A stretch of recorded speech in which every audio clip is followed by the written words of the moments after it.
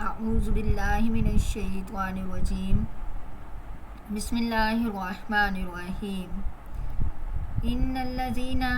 بے شک وہ لوگ آمنو جو ایمان لائے والذین اور وہ لوگ ہاجروا ہجرت کی انہوں نے وجاہدوا اور جہاد کیا فی سبیل اللہ اللہ تعالیٰ کے راستے میں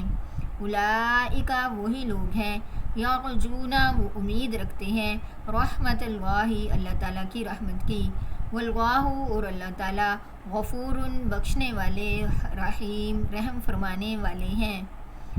یسألونک وہ سوال کرتے ہیں آپ سے عن الخمر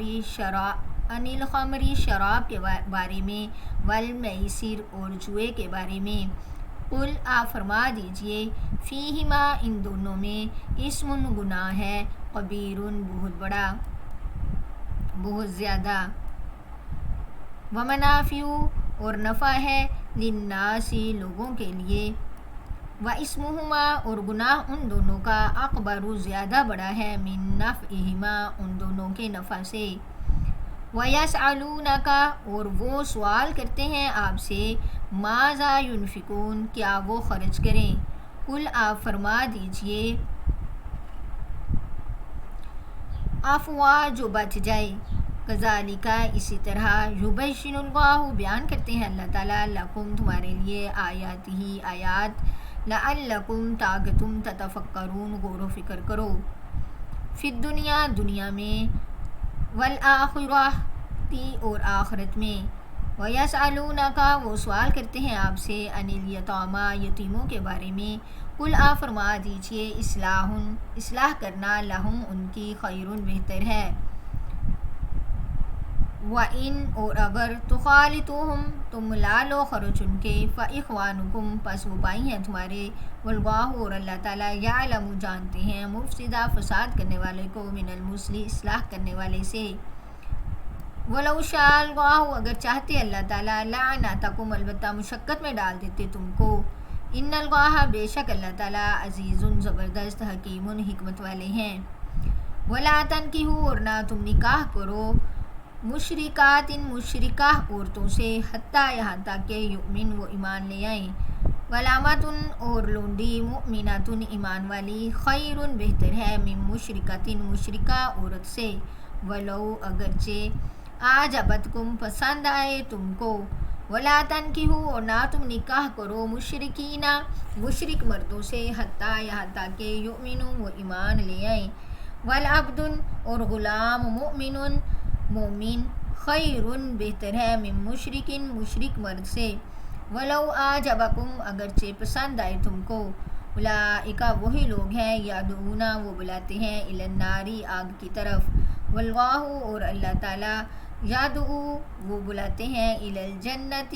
طرف جنت کی والمغفرت اور بخشش کی باذنہ اپنے حکم سے ویبین اور وہ بیان کرتے ہیں آیات ہی اپنی آیات للناس لوگوں کے لیے لعلہم تاکہ وہ یتذکرون غور و فکر کریں آج کے سبق میں ان الذین بے شک وہ لوگ جو ایمان لائے اور وہ لوگ جنہوں نے ہجرت کی اور جہاد کیا اللہ تعالیٰ کے راستے میں اولئک وہی لوگ ہیں یرجون وہ امید رکھتے ہیں رحمت اللہ اللہ تعالیٰ کی رحمت کی واللہ اور اللہ تعالیٰ غفور بخشنے والے رحیم رحم فرمانے والے ہیں یعنی جو لوگ ایمان لائے ایمان لانے کے ساتھ انہوں نے مکہ سے اس وقت مدینہ کی طرف ہجرت کی اور اللہ تعالیٰ کے راستے میں جہاد کیا فی سبیل اللہ اس کے بعد اللہ تعالیٰ کے راستے میں جہاد کیا یہ ساری چیزیں انہوں نے کس لیے کی کہ یرجون رحمت اللہ وہ اللہ کی رحمت کی امید رکھتے ہیں تو اللہ تعالیٰ بھی بخشنے والا اور رحم فرمانے والا ہے آگے ایک اہم مسئلہ ہے یسألونک وہ سوال کرتے ہیں آپ سے عن الخمر شراب کے بارے میں والمیسر اور جوئے کے بارے میں آپ فرما دیجئے فیہما ان دونوں میں اسم گناہ ہے کبیر بہت بڑا ومنافع اور نفع ہے للناس لوگوں کے لیے واسمہما اور گناہ ان دونوں کا اکبر زیادہ بڑا ہے من نفعہما ان دونوں کے نفع سے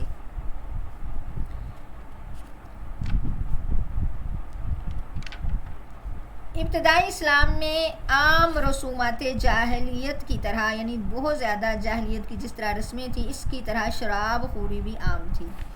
جب نبی کریم صلی اللہ علیہ وسلم ہجرت کر کے مدینہ تشریف لائے تو اہل مدینہ والے جو ہیں، یعنی اہل مدینہ والے وہ بھی شراب اور قمار یعنی جوا کھیلنے کا ان میں بھی رواج عام تھا۔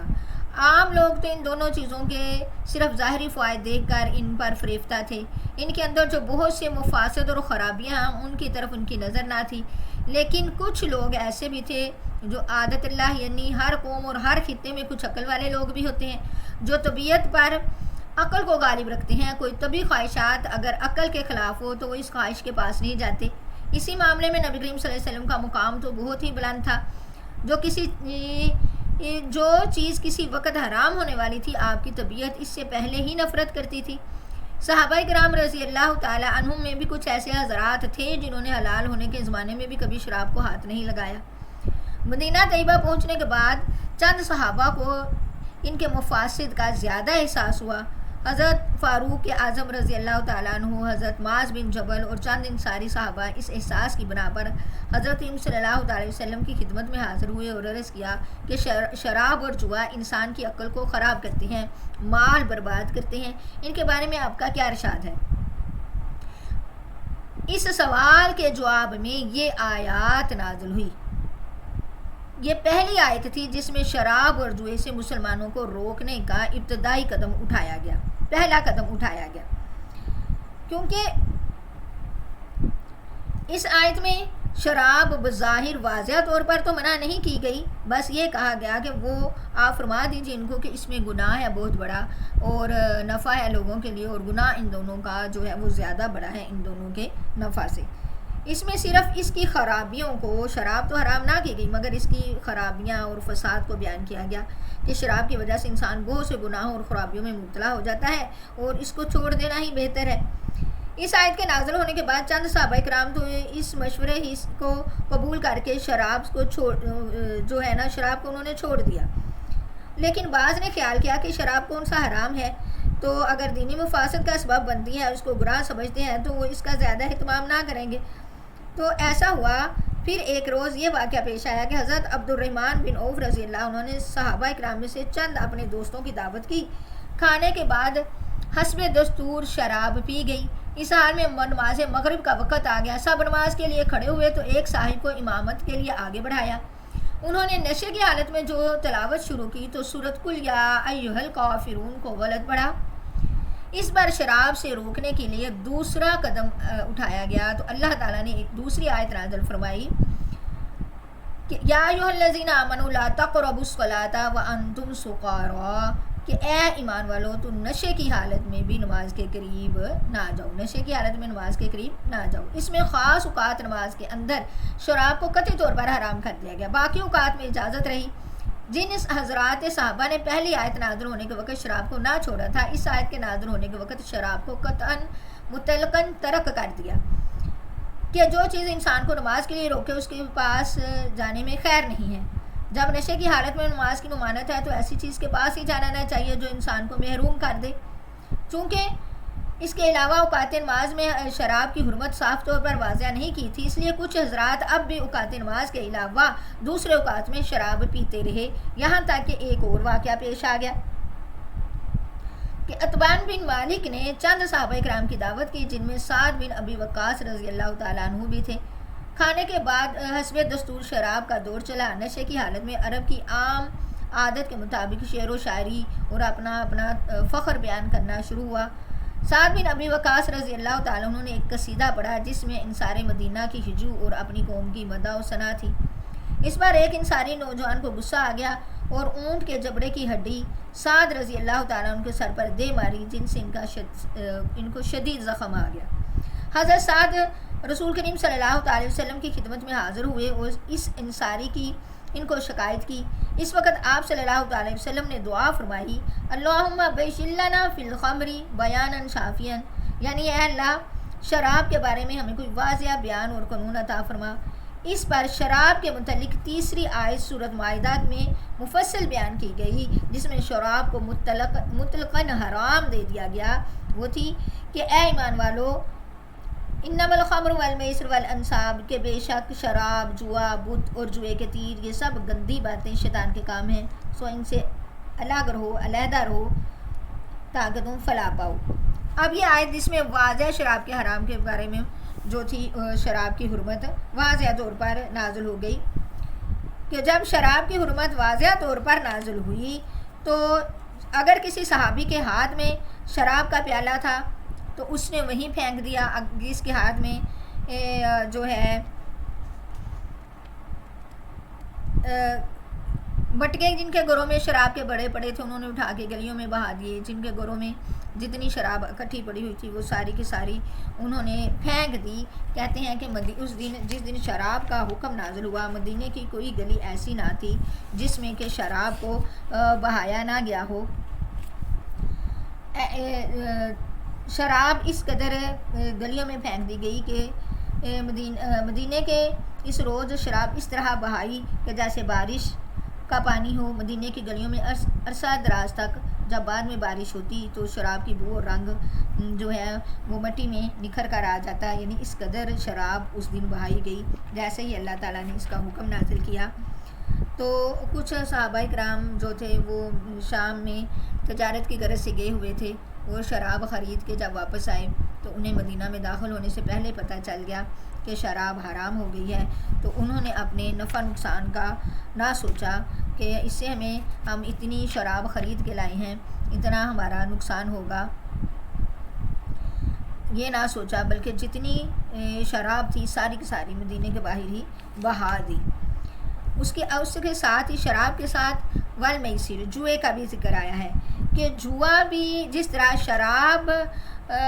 جو ہے نقصان دہ ہے، فساد کی جڑ ہے، اسی طرح جو جوا ہے یہ بھی ایک باری نقصان ہے۔ جوئے میں بھی اس کا سب سے باری نقصان وہ یہ ہے کہ اس کا عادی اصل کمائی اور کسب عادت سے محروم ہو جاتا ہے، یعنی اصل کمائی کی طرف آنے سے یا روزی حلال روزی کمانے کی عادت سے محروم ہو جاتا ہے، کیونکہ اس کی خواہش یہی رہتی ہے کہ وہ بیٹھے بٹھائے ایک شرط لگائے اور دوسرے کا مال چند منٹ میں حاصل کرے، جس میں نہ کوئی مشقت نہ محنت جو ہے، نہ کوئی محنت ہو نہ کوئی مشقت ہو۔ اور جوئے کی ایک خرابی یہ بھی ہے کہ شراب کی طرح جو ہے وہ جوا بھی آپس میں لڑائی جھگڑے اور فتنہ فساد کا سبب بنتا ہے۔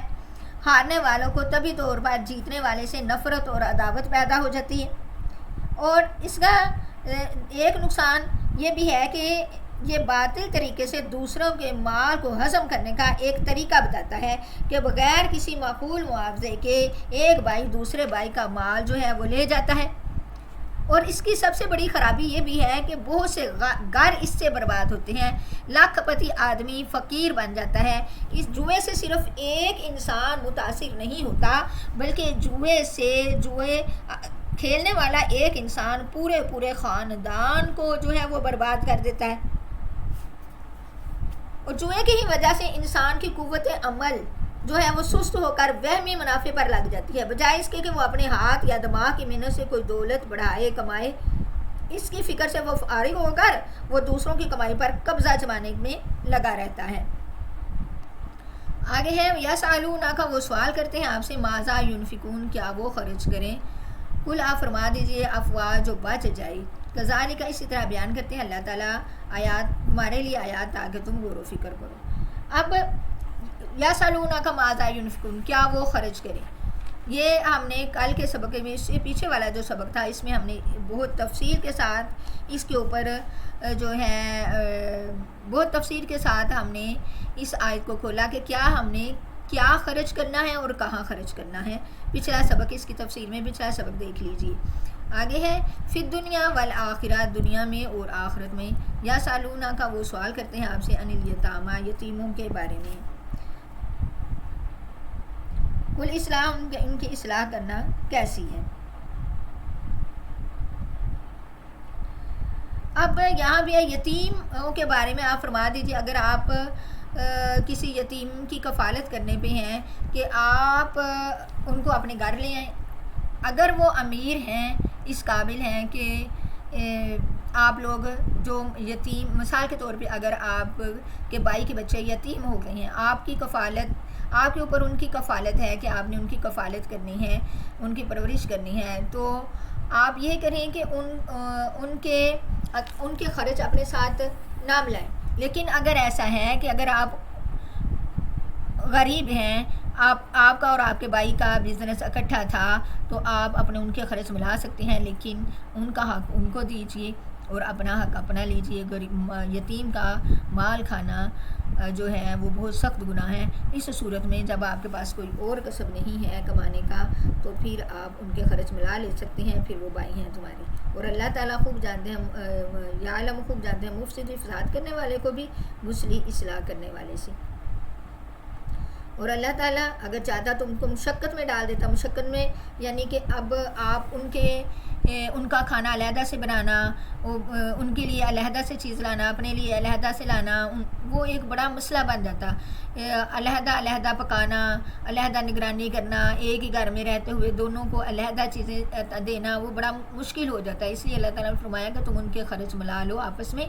تاکہ یہ ہے کہ ایک ہی گھر میں کھانا پک رہا ہے، لیکن یہ ہو کہ آپ اتنی سی مقدار لو جتنی آپ کی تنخواہ بنتی ہے، اس سے زیادہ یتیم کا مال کھانا آپ کے لیے جائز نہیں۔ جتنی آپ کی تنخواہ بنتی ہے، آپ غریب ہیں، اگر آپ یتیموں کی کفالت میں لگ گئے ہیں تو پھر آپ ظاہر ہے آپ کہاں سے کمائیں گے؟ آپ کے لیے یہ مسئلہ ہے کہ آپ اگر ان کی کفالت میں لگ گئے، یتیموں کی کفالت کر رہے ہیں، تو اپنے گھر کا خرچہ انہی میں سارا ٹائم دے رہے ہیں، تو اپنے لیے ٹائم نہیں نکال پا رہے، تو آپ اپنی تنخواہ مقرر کریں، ان میں سے آدھا خرچہ غریبوں ان کا یتیموں کا ملائیں، آدھا اپنا ملائیں، تو دونوں کا خرچ ملا کے آپ گزارا کریں۔ بے شک اللہ تعالیٰ بخشنے زبردست حکمت والے ہیں۔ آگے اہم مسئلہ یہاں پہ آ رہا ہے، وَلَا تَنْكِحُوا، نہ تم نکاح کرو مشرکات مشرکہ عورتوں سے، حتیٰ یہاں تک کہ یؤمنوا ایمان لے آئیں، اور نہ نکاح وَلَأَمَةٌ، اور لونڈی ایمان والی بہتر ہے مشرکہ عورت سے۔ جو قوم اپنے وضع اور طرز سے اہل کتاب سمجھے جاتے ہوں، لیکن عقائد کی تحقیق کرنے سے کتابی ثابت نہ ہوں، اہل کتاب یعنی یہود و عیسائی، جو اپنی وضع اور طرز سے بظاہر اہل کتاب تو سمجھے جاتے ہیں، لیکن عقائد کی تحقیق کرنے سے کتابی ثابت نہ ہو، اس قوم کی عورتوں سے نکاح درست نہیں۔ جیسے آج کل عموماً انگریزوں کو عام لوگ عیسائی سمجھتے ہیں، حالانکہ تحقیق سے ان کے بعض عقائد بالکل ملحدانہ ثابت ہوئے، نہ خدا کے قائل ہیں، نہ حضرت عیسیٰ علیہ السلام کی نبوت کے، نہ انجیل کے نسبت آسمانی کتاب ہونے کا اعتقاد، سوائے ایسے لوگ عیسائی نہیں، ایسی جماعت میں کہ جو عورت ہو اس سے نکاح درست نہیں۔ لوگ بڑی غلطی کرتے ہیں کہ بلا تحقیق یورپ کی عورتیں بیاہ لاتے ہیں، ہاں اگر وہ مسلمان ہو جائیں تو ٹھیک ہے، اس طرح جو مرد ظاہری حالت سے مسلمان سمجھا جائے لیکن عقائد اس کے کفر تک پہنچے ہوں، نہ اس کو اللہ کے بارے میں عقیدہ ٹھیک، نہ نبی کے بارے میں، نہ قرآن مجید کے بارے میں، تو اس سے مسلمان عورت کا نکاح درست نہیں۔ اگر نکاح ہو جانے کے بعد ایسے عقائد خراب ہو جائیں تو نکاح ٹوٹ جاتا ہے، جیسے آج کل بہت سے آدمی اپنے مذہب سے ناواقف سائنس کے اثر سے اپنے عقیدوں کو تباہ کر لیتے ہیں۔ لڑکی والوں پر واجب ہے کہ پیام آنے کے وقت عقائد کی تحقیق کر لیں، تب زبان دیں۔ اب یہاں پہ ایک بات قابل غور ہے، ایک اہم مسئلہ یہ ہے کہ مسلمان مردوں کا نکاح کافر عورتوں سے اور کافر مردوں کا نکاح مسلمان عورتوں سے تو کسی صورت بھی جائز نہیں، کیونکہ وہ مرد اور عورتیں انسان کو جہنم کی طرف لے جانے کا سبب بنتی ہیں۔ ہاں اہل کتاب کے ساتھ نکاح کرنے میں اختلاف ہے، جیسا کہ میں نے ابھی بتایا، اگر وہ عقائد کے اعتبار سے حضرت عیسیٰ علیہ السلام کے دین پر ہیں، حضرت عیسیٰ علیہ السلام کے دین پر ہیں، اللہ کو رب مانتے ہیں، تو ان کا یعنی کہ مرد ان کی عورتوں سے نکاح ایک حد تک مشکل کے جب کوئی اور مسائل نہ ہو، وسیلہ نہ ہو، تب نکاح جائز ہے، عام نہیں۔ لیکن اگر ان کے عقائد اس کے مطابق نہیں ہے، جس طرح کہ انگریزوں کو ہم لوگ عیسائی سمجھ لیتے ہیں، یہودیوں کو جیسے کہ اسرائیل کی عورتیں یہودی ہیں جو ان سے نکاح اس صورت میں جائز نہیں کہ جب وہ اللہ کے اور اپنے دین کے منکر ہوں۔ یہاں پہ ایک بات آتی ہے کہ مرد کا تو جس طرح مرد جو ہے وہ عیسائی اہل کتاب عورت سے نکاح کر سکتا ہے، لیکن عورت جو ہے وہ اہل کتاب عیسائی مرد سے نکاح نہیں کر سکتی۔ اس کے اندر کیا وجہ ہے، ایسا کیوں ہے، اس کے بارے میں ایک بات قابل غور ہے کہ نسل مرد سے چلتی ہے، مرد جو ہے عورت کمزور ہوتی ہے، ضعیف ہوتی ہے، اس کے بعد اس کے شوہر کو اس پر حاکم اور نگران بنا دیا گیا، اس کے عقائد اور نظریات سے عورت کا متاثر ہو جاتی ہے، مرد زبردستی اپنی بات عورت سے منوا لیتا ہے۔ اس لیے اگر مسلمان عورت غیر مسلم کتابی کے نکاح میں رہے تو اس کے عقائد خراب ہونے کا قوی اندیشہ ہے۔ وہ ظاہر ہے وہ مرد اپنی اولاد کو بھی، غیر مسلم مرد اپنی اولاد کو بھی اپنے دین کے مطابق ہی چلائے گا، باخلاف اس کے کہ غیر مسلم کتابی عورت مسلمان کے نکاح میں رہے تو اس کے خیالات کا اثر شوہر پر پڑنا اصولاً مستبد ہے۔ کوئی بے اصول اور افراد کا شکار ہو جائے تو یہ اس کا اپنا قصور ہے۔ اور اب اگر مسلمان کسی غیر مسلم عورت سے شادی کرے گا، اول تو وہ اسے مسلمان کرے گا، پھر وہ اپنے عقائد کے مطابق اپنی اولاد کو اپنے عقائد کے مطابق چلا سکے گا، لیکن اسی طرح اگر کوئی عورت مسلمان عورت غیر مسلم مرد سے شادی کرے گی تو وہ مرد اپنی اولاد کو اپنی مرضی کے مطابق چلائے گا، کیونکہ وہ اس پر حکمران ہے، حاکم ہے۔ بہتر ہے کہ اس بات سے بچا جائے۔ قابل غور بات یہ بھی ہے کہ اہل کتاب یہودی عیسائی کی عورتوں سے مسلمان مردوں کو نکاح کی اجازت کے بھی معنی یہ ہے کہ اگر نکاح کر لیا جائے تو نکاح تو صحیح ہو جائے گا اور اولاد بھی ثابت النسب ہی ثابت ہوگی، لیکن روایات حدیث میں اس بار شاہد ہے کہ یہ نکاح بھی آپ صلی اللہ علیہ وسلم کی پسندیدہ نہیں تھا۔ آپ صلی اللہ علیہ وسلم نے فرمایا کہ مسلمان کو اپنے نکاح کے لیے دیندار صالح عورت تلاش کرنی چاہیے تاکہ خود اس کے لیے وہ دین میں مددگار ثابت ہو اور اس کی اولاد بھی جو ہے وہ جو دین پر ثابت رہے۔ اور جب غیر مسلم عورت سے نکاح پسند نہیں کیا گیا تو کسی غیر مسلم مرد سے نکاح کیسے پسند کیا جاتا؟ یہی وجہ ہے کہ حضرت فاروق اعظم حضرت عمر رضی اللہ تعالیٰ عنہ کو جب خبر پہنچی کہ عراق اور شام کے مسلمان میں کچھ ایسے معاملات ہو رہے ہیں، ان کی کثرت زیادہ ہونے لگی ہے، تو انہوں نے بذریعہ فرمان اس بات کو روک دیا کہ کوئی مسلم مرد غیر مسلم عورت سے نکاح نہ کرے اور نہ ہی کوئی مسلمان عورت کسی غیر مسلم سے نکاح کرے، کیونکہ وہ اپنے ایک تو مذہبی اختلافات کی وجہ سے ازواجی تعلقات میں بھی اثر ہوتا ہے، دوسرا اولاد اور عقائد کی وجہ سے انسان جو ہے وہ بری طرح پھنس کے رہ جاتا ہے، بچوں کی تربیت نہیں ہو پاتی، بچے نہ عیسائی ہو پاتے ہیں صحیح اور نہ صحیح مسلمان ہو پاتے ہیں، جس کی وجہ سے دنیا بھی جو ہے وہ خراب اور آخرت بھی خراب۔ اللہ تعالی ہمیں عمل کرنے کی توفیق عطا فرمائے۔ السلام علیکم ورحمۃ اللہ وبرکاتہ۔